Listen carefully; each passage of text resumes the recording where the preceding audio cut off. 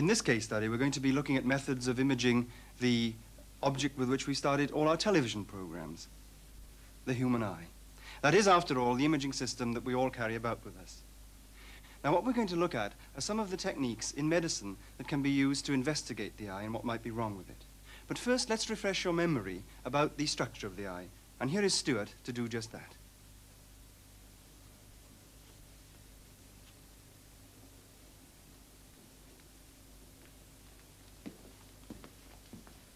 A little over life size, but just the thing for a simple anatomy lesson.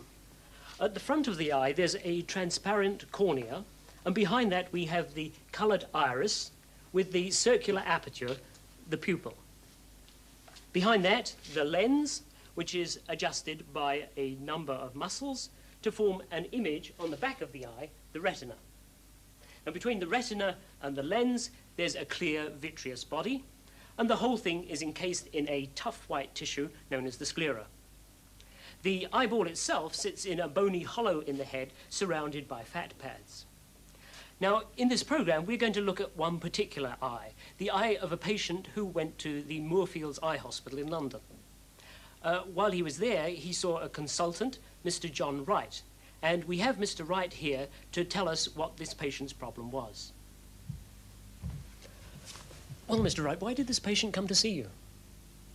He noticed a gradual protrusion of his left eye for the previous 18 months and had been to see the eye surgeon at his nearest hospital, who'd referred him to me because he thought that he had a tumour arising from his lacrimal gland.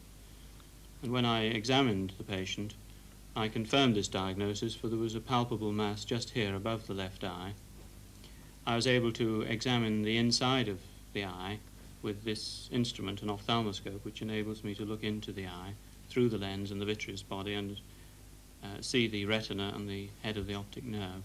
This was quite normal, so that I knew that he had a tumour arising from the lacrimal gland, and I had a pretty shrewd idea what the nature of the tumour was, but I needed additional information. I wanted to know the extent of the tumour, I wanted to know whether it was confined to the orbit or not, and I wanted additional information about the internal structure of the tumour. So I ordered a number of investigations. I wanted plain films of the skull so that I could see whether the bone was intact, the bone surrounding the orbit. I wanted an ultrasonic examination of the eye and the orbital contents so that we could have a look at the structure of the tumour and again look at the extent of the tumour. I wanted venograms performed so that I could see whether the veins were grossly displaced fairly far back in the orbit, and this again would provide me with information about the extent of the tumour. And finally, I wanted CT scans done so that I could have an image of the tumour lying above the eye and again see its extent in relation to the orbital structures, so that I could plan the surgical exposure that I needed in order to remove the tumour in toto. Well, we're going to look at 3 of those diagnostic tests in this program, and we'll start with the ultrasound scan. Now, in the last program, you saw how ultrasound was used to examine a fetus, and the principle is exactly the same here. There are 2 slight differences. One, because the eye is a fairly shallow structure, attenuation isn't so much of a problem, and we can therefore use higher frequency ultrasound and therefore get a better resolution. The second difference is in the means of coupling the ultrasound to the eye itself.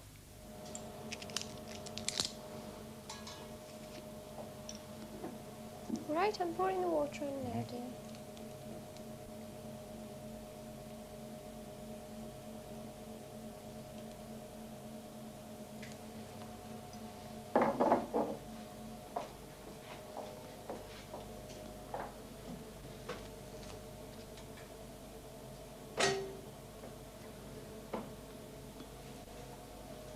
Now that the initial preparations have been made, the patient can be raised up so that the transducer, that small silver object beneath the gantry, dips into the water. The transducer will be moved from side to side, parallel to the gantry, to produce a B-scan picture of a section through the eye.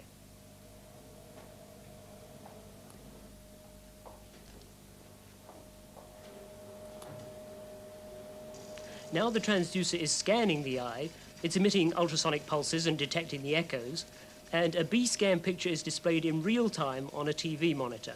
The front of the eye is on the left of the screen. A photograph of the screen provides a permanent record for the surgeon to study. This shows a normal B-scan, showing the reflection from the cornea, and then you can see the iris and actually the gap of the pupil. Behind that lies the lens, and you can see a reflection from the posterior surface of the lens. And then there's a gap.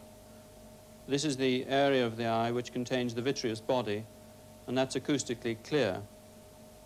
And then you come to the back of the eye, the sclera, and behind that the orbital fat pad, which is normal, so that this B-scan is quite normal. The gantry is now moved to produce B-scans of different sections.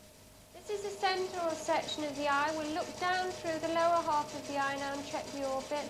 That appears to be clear, so we'll look higher through the orbital fat. There's the centre again.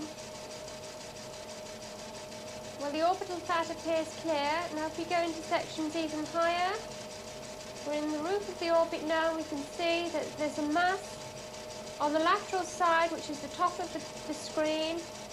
There's the mass. Okay, we've gone off the mass now. Back through the mass. There's the mass. Below the mass now, coming to the eye. And we're back on the eye now, and we're back at the central section. This is a photograph of one of the B-scan sections taken from this patient, and here you can see the tumour lying underneath the skin of the eyelid and the posterior extension of the tumour into the fat pad. How big would that tumour be, John? It's a fairly large tumour. The B-scan only shows the most superficial part of the tumour in this particular photograph, but the tumour is pretty large. So that's the B-scan. Well, let me just make sure we understand which plane that picture was taken in. The transducer is actually moving from side to side across the front of the face. So the B-scan picture corresponds to a section in this plane. It's what you would get if you took a slice through here and actually looked down on it. Now, it's often convenient to have a picture that corresponds to a section in this plane, i.e. parallel to the front of the face. Well, how can we actually get a picture like that? We use the technique known as time gating. For each B-scan, we just select echoes that come back in a certain small time interval, and that corresponds to a certain small depth of the B-scan. When we sweep the B-scan up and down through the face, we just store that one line of information, and then we put together all of those lines that we pick up through the face to provide a C-scan. Well, let's see how that was actually done in practice. You can watch the C-scan build up on the B-scan. That's a time gate which is now being displayed, and we can start at the scanner to take a C-scan section, and it will scan through all the levels in the eye and record echoes only from within the time gate depths. You can see now it's actually time gated on the mass. It's going through the eye. We're reaching the eye now, and it's actually gated on the iris at the moment, on the pupil, and now just on the front of the eye. C-scan section's now finished. This photograph shows the C-scan of the eye and the tumour lying above it. Here is the eye. You can see the reflections, ultrasonic reflections from the iris, and you can actually see the pupil as this dark area here. Above the eye lies the tumour, and this is the outline of the tumour. And you can see that not only does the C-scan outline the extent of the tumour, but you can also see echoes from within the tumour itself. And these are from small clusters of abnormal tissue that are growing within the tumour and within the tumour capsule here. So that information actually tells you something about the tumour itself. Indeed it does. It shows that it is a very extensive tumour and is in fact larger than the eye. Well, let's have a look at the second technique, vinography. Now, this is an X-ray technique, But it's somewhat different from the standard X-rays in that while the pictures are being taken, a contrast medium is injected into a vein in the head. This contrast medium is very strongly absorbing of X-rays. In the case of our patient, the X-ray tube is in front of the head and the film plane is behind the head. So what we see on the picture is a projection, a shadow picture if you like, of the whole structure behind the head. How was that done? Mr. Fowler, we're going to give you an injection in the top of your head today. When we ask you to, we're going to ask you to hold onto your nose with your right hand, force the air into your mouth so that we get some pressure up on the top of your head to see your veins nicely. At the same time, we're going to hold onto your neck here and squeeze your veins very hard. If we just do a practice run before the doctor comes in, do you hold onto your nose with your right hand and blow? That's good. Okay, that's fine. Good. Thank you. Right, I'll have some contrast medium then, please, Maureen.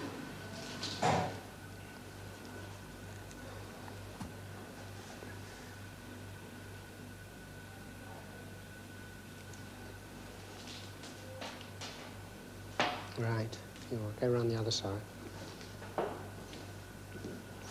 Right, I'm just going to put something cold on your forehead now, sir.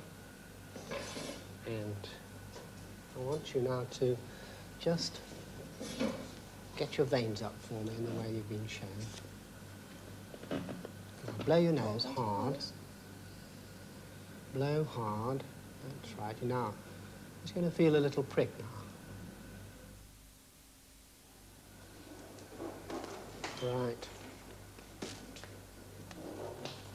That's right. Okay.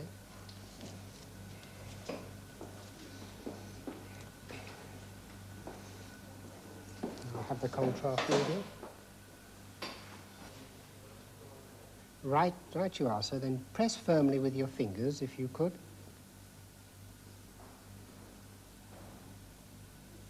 Right, contrast coming. Take. Take. And take. And take again. Good, that's fine. Hands down now, sir.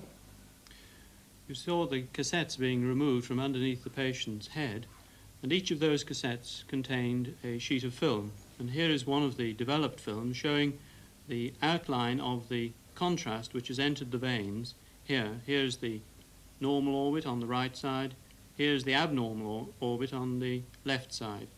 And you can see that the contrast medium that Dr. Lloyd was injecting into the veins has entered the veins across the bridge of the nose and filled the normal veins on the right side.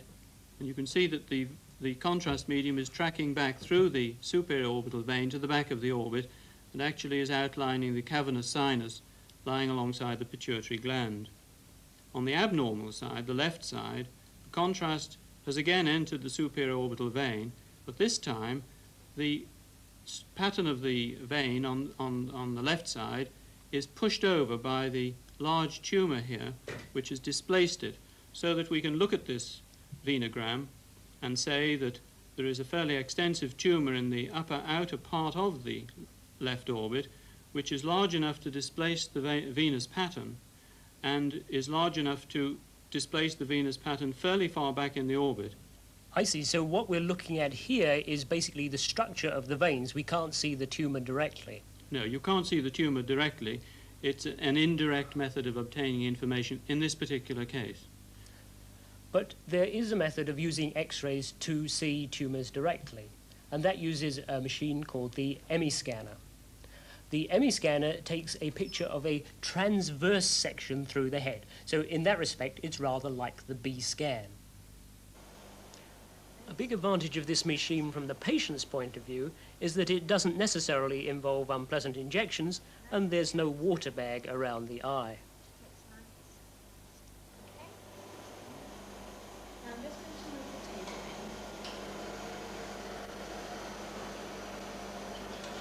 And as the machine goes around you, it makes a lot of noise, but don't pay any attention to it. Hold very still and concentrate on focusing your eyes on the imaginary object. Now each scan takes 90 seconds. For that time, don't move at all. I'm going to start now, okay? Quite still. The pictures will be stored in digital form on this magnetic disc, and when that's loaded, the machine is ready to begin.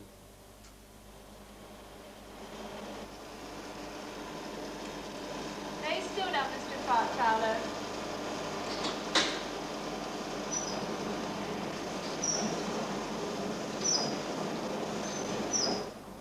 This gantry contains an X-ray tube on one side of the head and a set of sodium iodide crystals for detecting the transmitted X-rays on the opposite side of the head. As the X-ray source and detectors sweep across, information is fed to the computer about the number of photons arriving at each detector in each position.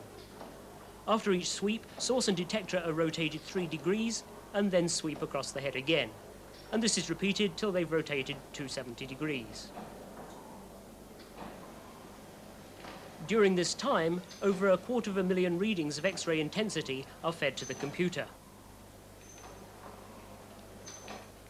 The computer calculates the X-ray absorption throughout the section and produces a picture containing 25,000 elements, each corresponding to an area of the brain 1.5 millimeters times 1.5 millimeters.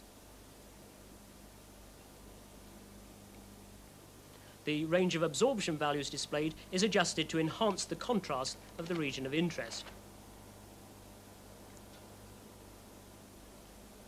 And it's a simple matter to enlarge part of the picture to fill the whole screen.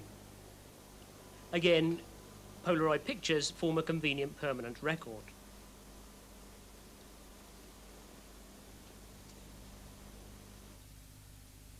This is a picture from the ME scan, and you can see that the view is from above the patient. The normal right eye lies here, the patient's nose is there, and the eye with the tumour within the orbit is on the left side of your screen. You can see on the normal side a very clear outline of the sclera and the cornea in front. There is the lens, the clear vitreous body, and then the optic nerve running backwards through the optic canal to the brain, passing the messages that you receive on the retina back to the visual cortex at the very posterior part of the brain.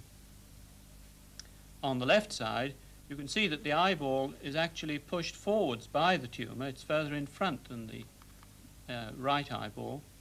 And furthermore, you can see the extent of the tumour. The tumour lies here, this white area here, running back to that point. Well, this ME scan certainly looks impressively realistic, John. Is there a lot more information in that than you get from the other methods?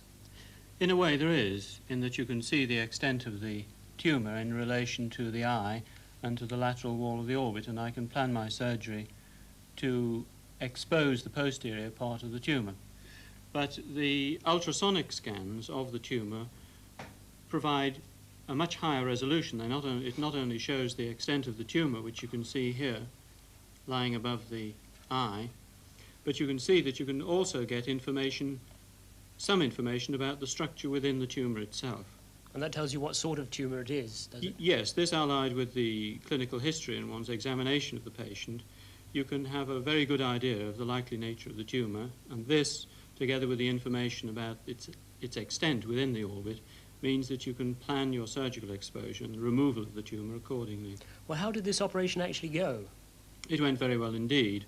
I removed the whole of the lateral wall of the orbit to this point here, and then removed the tumour, which was lying just as in this C-scan picture.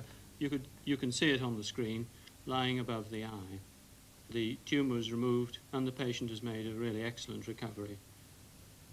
Well, these imaging techniques certainly seem to have helped you make your diagnosis, but are there advances you'd like to see that would make your job easier? I think that looking at ophthalmology as a whole, I think that in particular, with regard to ultrasound, we need to have better resolution, and above all, we need better real-time displays. What is unique to the apparatus we have at Moorfields is that we can have a real-time B-scan imaging system. So you can actually see the eye moving around? Yes, you can. You can look within the eye. I'm talking in particular about certain conditions where the vitreous body is opaque. It's full of blood, and with the ophthalmoscope you can't see in. The only method of looking at the structures at the back of the eye behind this cloak of blood is to image them ultrasonically. And if you can have a real-time image, you can get the patient to move their eye, and you can then assess the patient if they have a retinal detachment lying behind all this blood. You can see the areas of fixation, the areas of mobility of the detached retina, and plan your surgery according to what you see on the dynamic B scan. And I think that we need better B scanning systems, possibly with arrays of transducers which fire off sequentially so that we don't have to have the gantry. And if we can get that and better resolution on the C scan, I think that these are the things that we're looking for in the future. Well, we've shown you just a few of the modern imaging techniques that help in the diagnosis of problems with the body. But progress in imaging science is so fast, particularly in the field of medical technology, that who knows what new devices will be in operation by the time you actually see this program.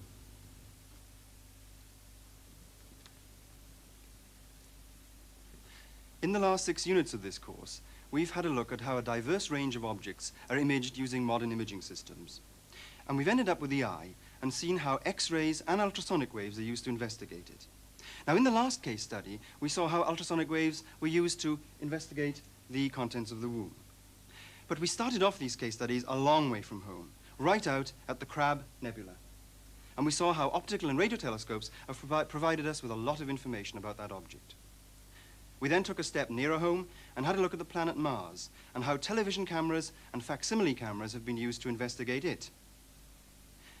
We then dived into the microscopic world and saw how the scanning electron microscope is used to image dislocations. This has helped in the development of new, strong materials. We then took a further step and saw how atoms, single atoms, can be imaged using the scanning electron microscope. Now, the reason that we've ended the course with 6 case studies is because we want to illustrate how the general principles of imaging systems introduced elsewhere in the course arise in the real world. Because, you see, imaging science isn't an abstract science. It's about the way that we acquire information, scientific and technical information, about the world that is within us and the world about us.